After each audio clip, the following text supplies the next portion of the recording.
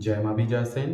तो आज हम जो आप सभी के लिए जानकारी लेकर आए हैं वो रक्तदंतिका माता की साधना के विषय में जानकारी लेकर के आए हैं, क्योंकि हमारे पास बहुत सारे लोगों के व्हाट्सएप पर मैसेज आ रहे थे कि गुरुजी आपने नवरात्रि के लिए कोई भी साधना नहीं दी है, तो आप किसी भी शक्ति की ऐसी शक्ति की साधना दीजिए जो शक्ति अति पावरफुल और बहुत उग्र शक्ति हो। तो इसीलिए आज हम जो आप सभी को साधना की जानकारी दे रहे हैं ये रक्तदंतिका माता के विषय में जानकारी है। जितने भी साधक हमसे कह रहे थे कि गुरुजी आप कोई ऐसी शक्ति की साधना या मंत्र विधान दीजिए जिससे कि हम उस शक्ति की, चाहे वो 3 दिवसीय साधना हो, 5 दिवसीय हो या फिर 11 दिवसीय हो, अगर हम करते हैं तो उस शक्ति की ऐसी कृपा हो कि हमारे जीवन में किसी भी प्रकार के कोई भी शत्रु हो और वो बहुत ज़्यादा हमें परेशान कर रहे हो, तो सिर्फ उस शक्ति की साधना करने मात्र से उन शत्रुओं से हमें छुटकारा मिल जाए। तो ये साधना आप सभी के लिए ही है। सिर्फ आप सभी को, अगर आपके शत्रुओं से छुटकारा चाहते हैं आप लोग तो सिर्फ इस साधना को आप लोगों के लिए 3 दिन के लिए करना है। और अगर आप लोग चाहते हैं कि माता की इस शक्ति के माध्यम से आप सभी दरबार लगाना चाहते हैं, गद्दी लगाना चाहते हैं, तंत्र काट करना चाहते हैं, नकारात्मक शक्तियों को हटाना चाहते हैं, तो फिर आप सभी के लिए इस साधना को 11 दिन तक करना पड़ेगा। लेकिन सिर्फ शत्रुओं से छुटकारा के लिए हम आप सभी को बता दिए कि 3 दिन के लिए ही करना है, ज़्यादा दिन के लिए नहीं करना है। ठीक है। और ये साधना आप सभी किसी भी रविवार शनिवार के दिन से प्रारंभ कर सकते हैं। संध्याकालीन ही आप सभी को इस साधना को प्रारंभ करना है और किसी अन्य समय पे इस साधना को नहीं करना है। और अभी नवरात्रि चल रही है तो आप सभी नवरात्रि में भी इस साधना को प्रारंभ कर सकते हैं। ठीक है। और इस साधना को आप सभी या तो पीपल के वृक्ष के नीचे कर सकते हैं, नीम के वृक्ष के नीचे कर सकते हैं, नदी किनारे पे भी कर सकते हैं, या कोई जलाशय हो वहाँ पर भी कर सकते हैं, या फिर आप अपने घर में भी एकांत स्थान में जहाँ पूजा स्थल है वहाँ पर भी कर सकते हैं। ठीक है। तो इन स्थानों पे आप सभी इस साधना को कर सकते हैं।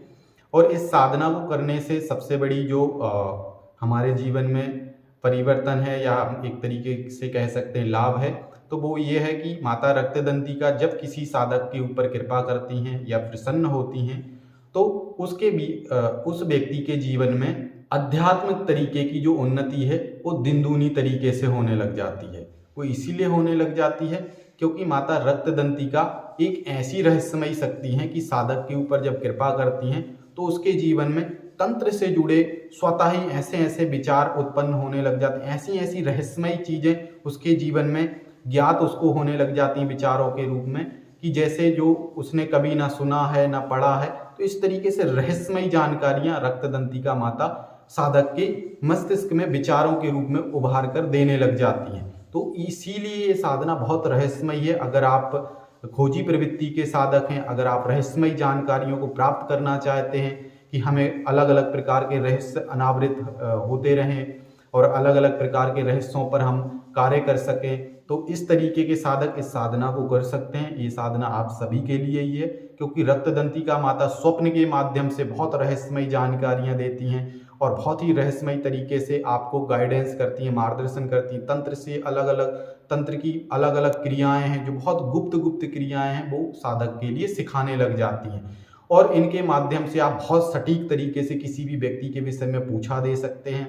अगर आप चाहें तो दरबार गद्दी लगा सकते हैं, अगर आप माता से वचन ले लेते हैं, क्योंकि जब ये किसी साधक के ऊपर कृपा करती हैं माता तो बहुत विशिष्ट तरीके से कृपा करती हैं और बहुत ही ज़्यादा साधक की ऊर्जा को बढ़ा देती हैं और डायरेक्ट साधक की दृष्टि पर ही निवास करती हैं। कहने का तात्पर्य है कि साधक की जो दिव्य दृष्टि है, त्रिनेत्र है, उस पर माता की ऊर्जा का निवास होता है और सीधा साधक के लिए दृश्य दिखाई देना शुरू हो जाते हैं जैसे ही इनकी कृपा होती है। तो सभी साधक यही चाहते हैं कि उनकी दिव्य दृष्टि, उनका त्रिनेत्र खुल जाए। तो इसीलिए इस साधना को आप सभी जरूर करें। अब हम आप सभी को बताते हैं कि इस साधना में आप सभी को सामग्री क्या क्या लेनी पड़ेगी। इस साधना में आप सभी के लिए या तो रक्त चंदन की माला पे आप सभी को इस मंत्र का जाप करना है, जो मंत्र हम आप सभी को बताएंगे, या तो रुद्राक्ष माला पे आप सभी को इस मंत्र का जाप करना है। ठीक है। और उसके बाद में आप लाल वस्त्र धारण कर सकते हैं या काले वस्त्र धारण करके भी इस साधना को कर सकते हैं। और सरसों के तेल का या घी का दीपक जला सकते हैं। पूरब या दक्षिण या उत्तर दिशा में साधना के दौरान आप सभी मुख कर सकते हैं। और आपके पास माता शेरावाली की या माता काली की अगर प्रतिमा या तस्वीर है तो आप सभी जिस दिशा की तरफ मुंह करके बैठेंगे उस तरफ को आप लकड़ी की बजोट के ऊपर प्रतिमा या तस्वीर को स्थापित कर सकते हैं। और जो भी नॉर्मल पूजा पाठ होती है, ज़्यादा विधि विधान की आवश्यकता नहीं है। कुमकुम से तिलक आदि करना, धूप दीप अगरबत्ती प्रज्वलित करना, पुष्पादि चढ़ाना, इस तरीके से माता की सेवा कर लीजिए पूरे भाव के साथ में। और उसके बाद में आप लोगों के लिए जो माता रक्तदंतिका काली का जो मंत्र है, उस मंत्र का आपके लिए या तो 11 दिन में 1.25 लाख जाप करना है अगर आप लोग सिद्धि चाहते हैं माता की।